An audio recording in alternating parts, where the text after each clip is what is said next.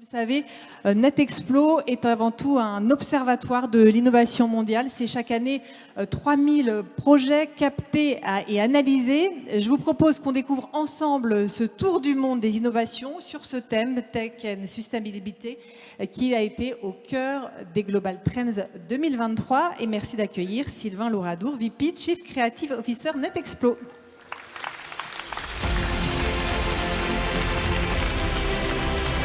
Merci beaucoup.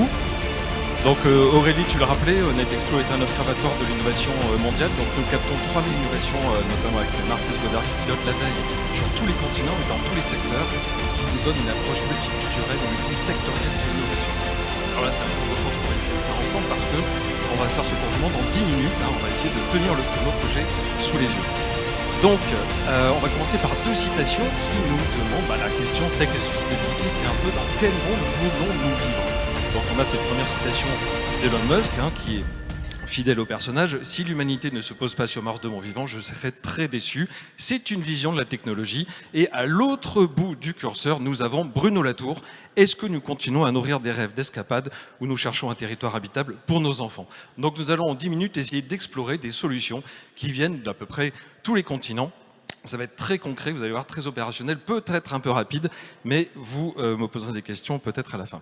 Alors les différentes approches par rapport à ce sujet tech et sustainability, on peut avoir la première approche, c'est de designer, c'est-à-dire qu'on part de rien, on essaie d'inventer de toutes nouvelles choses, et c'est cette citation des Daft Punk qui nous disent qu'il n'y a pas de préconception finalement de la suite, c'est peut-être une ère de l'époque humaine où nous devons faire preuve d'une grande créativité, puisque nous sommes un petit peu au pied du mur en la matière. Alors on va commencer par deux innovations, dont une qui n'est pas du tout tech, alors là c'est un peu la fausse promesse par rapport au thème, désolé, mais elle est très intéressante. Pourquoi? Parce qu'elle montre la créativité humaine.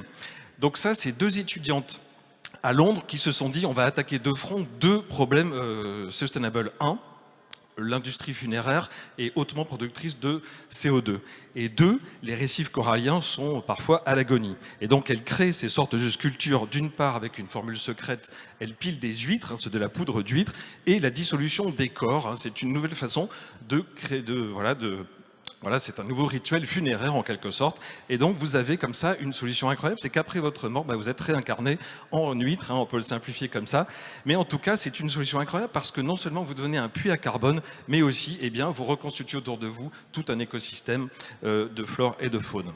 Deuxième initiative, toujours d'une étudiante en design, mais là c'est la Corée du Sud, qui se dit que évidemment l'air des villes va être de plus en plus pollué et que les purificateurs d'air ne sont pas à la portée de toutes les bourses, et donc elle a mis en ligne un purificateur d'air en open source à partir d'éléments disponibles dans tous les domiciles. Il y a même une version avec un pot de fleurs. Donc c'est quelque chose d'extrêmement intéressant puisque c'est mettre des solutions technologiques frugales à la portée de tout le monde. Alors je ne rentre pas, vu le temps, dans le détail évidemment des innovations, mais vous trouverez tout ça dans le bouquin. Et là, on va faire un tout petit peu de science-fiction, puisqu'on s'interroge sur les nouvelles énergies. Alors cet avion est futuriste, il n'existe pas, mais ce qui existe, c'est le carburant, le SAF, vous connaissez peut-être. C'est ce carburant qui est produit à partir du CO2. Donc en faisant un tout petit peu de science-fiction, on peut s'imaginer à bord d'un avion qui fonctionne en plein ciel en se ravitaillant sans passer par la case kérosène. Et puis, on peut avoir la même chose sur la mer avec cette feuille artificielle. Donc là, nous sommes à Cambridge. Cambridge, l'automne, les canaux, les canards, le soleil, c'est très joli. Et puis des feuilles qui flottent. Les chercheurs se sont inspirés de cette vision avec c'est vraiment du biomimétisme. Cette feuille artificielle au contact de l'eau et de la lumière est capable de créer un carburant propre. Donc là aussi, on pourrait s'imaginer, avec un petit peu de prospective, dans un bateau qui s'auto-alimente au fur et à mesure qu'il navigue. Et puis, alors là, ça c'est une création avec l'autre grand sujet de l'année, c'est l'intelligence artificielle. C'est-à-dire qu'on peut créer aussi de nouvelles solutions. Hysen part d'un principe simple, c'est que quand vous avez des pays, par exemple la COP28 autour d'une table, le problème c'est que ces pays ont des intérêts divergents, voire contradictoires. Et donc le pari de ces laboratoires canadiens, c'est de dire que l'intelligence artificielle va nous proposer des solutions à flux tendu en faveur du climat, à nous ou pas de les adopter. Mais là, c'est un petit peu le sujet de doit-on faire confiance à l'IA pour des sujets que nous-mêmes, humains, ne pouvons pas traiter. La deuxième posture par rapport à Tech et Sustainability, ça peut être l'amélioration, c'est-à-dire qu'on ne part pas de rien, mais qu'on prend un objet et puis on le pousse un petit peu, on l'améliore. Alors là, on ne va pas parler des Daft Punk, c'est Hegel. qui nous dit ce qui est bien connu, justement parce que ce qui est bien connu n'est pas connu.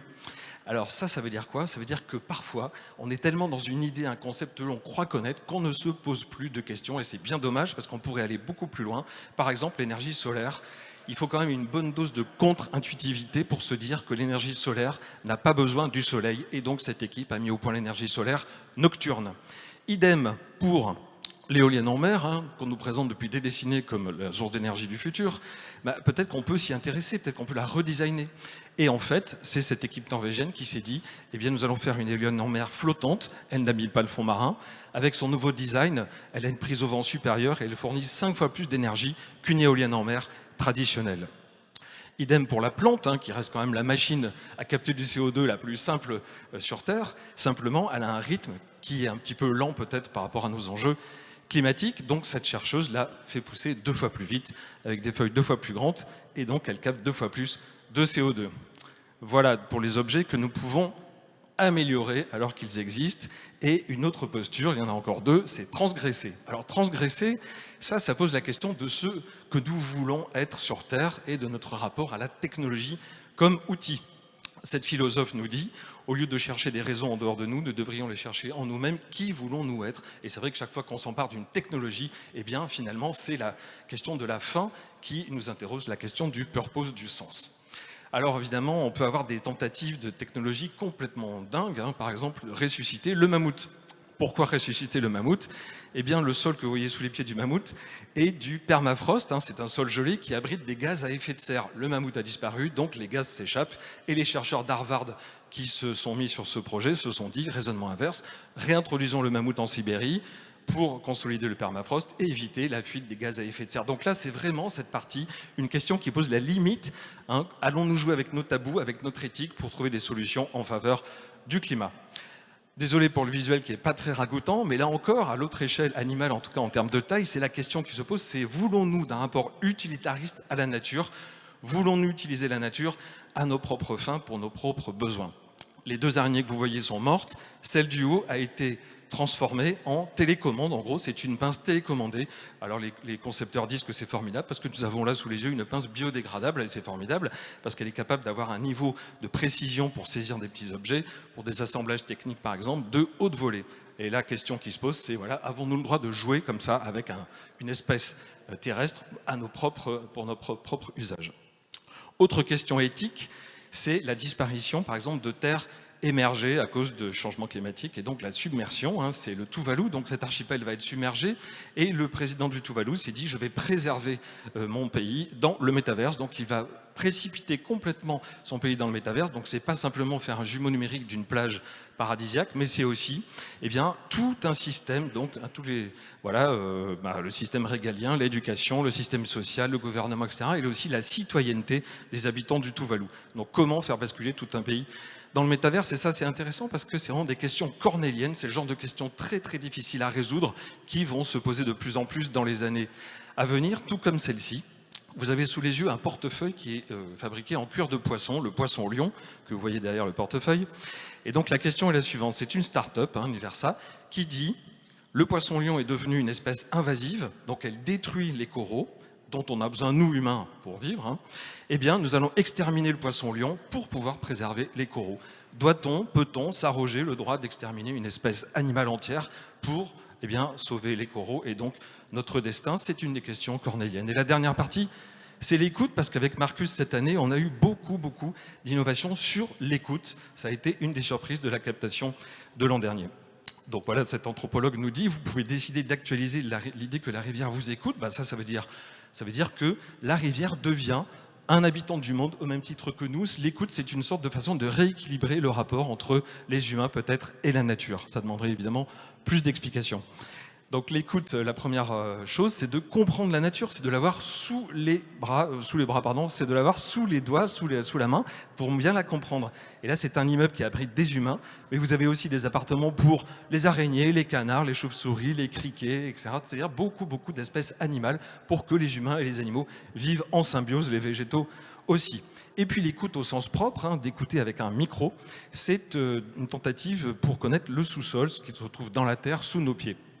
Alors ça, c'est intéressant parce que quand vous voulez étudier un milieu comme ça, donc toutes les espèces animales et végétales qui sont dans la Terre, vous allez creuser la Terre. C'est-à-dire que le paradoxe, c'est que vous détruisez le milieu que vous voulez étudier.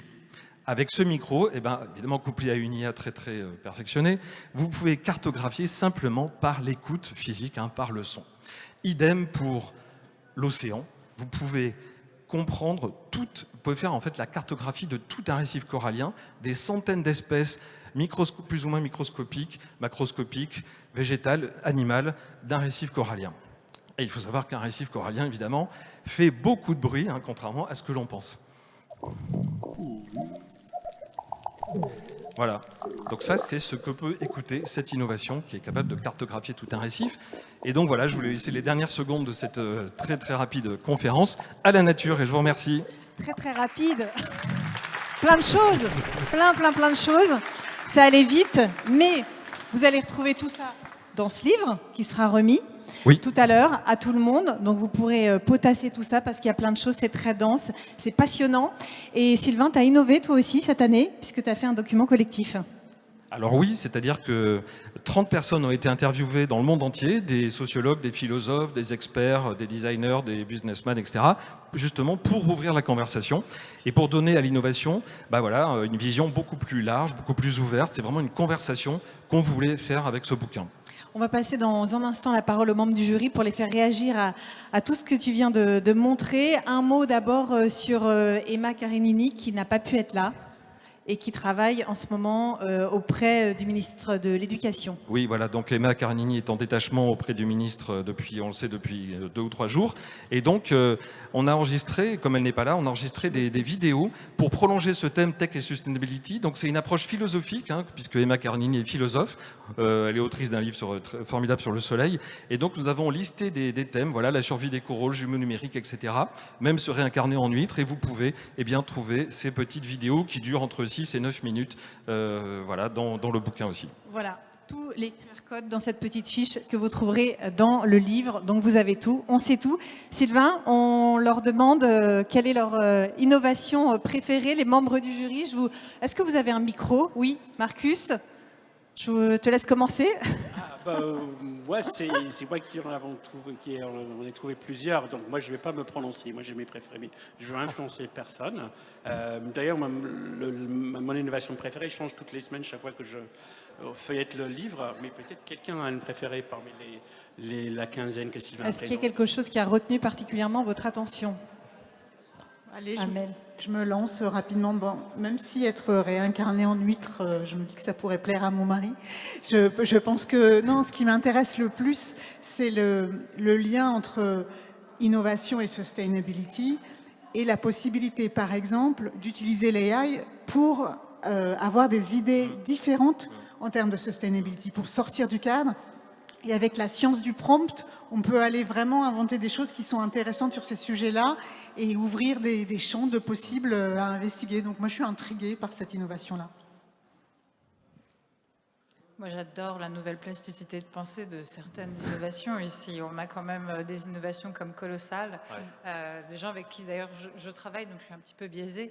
Mais en tout cas, ce sont des gens qui travaillent à comprendre la biodiversité et voir comment est-ce qu'on travaille la biotechnologie pour pouvoir faire revivre certaines espèces, ou bien, et pas seulement, puisque le mammouth, bien sûr, on connaît, mais bien sûr, travailler aussi avec différentes espèces qui, aujourd'hui, sont en voie de disparition et qui ont besoin de la génétique pour pouvoir rester en vie et pour pouvoir soutenir en fait le maillage de la biodiversité qu'on a aujourd'hui.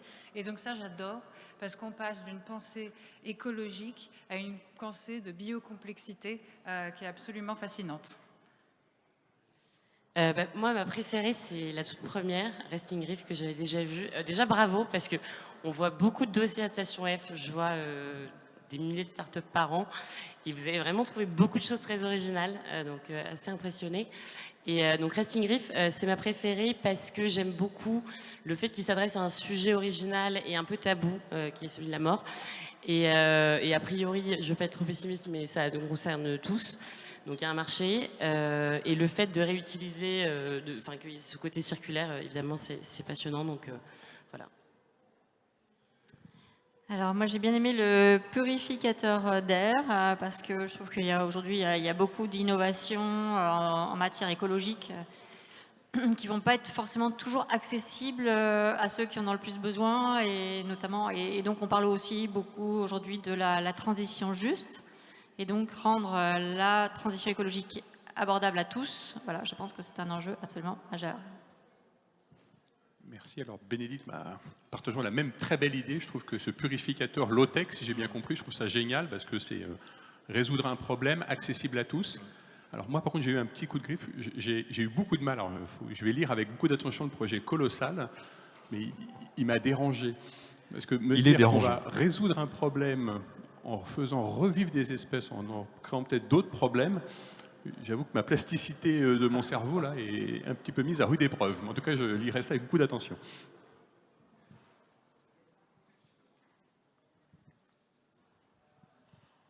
Alors dans un sens où il y a un peu moins d'IA, mais les plateformes norvégiennes qui produisent 5 fois plus d'électricité, qui captent donc, qui consomment beaucoup moins de CO2, c'est clé demain dans la constitution de nos écosystèmes et de nos vies.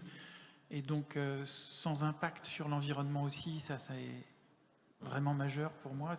Je retiendrai celle-ci. Elle fait un peu moins rêver, mais elle me semble très pragmatique. Très bien.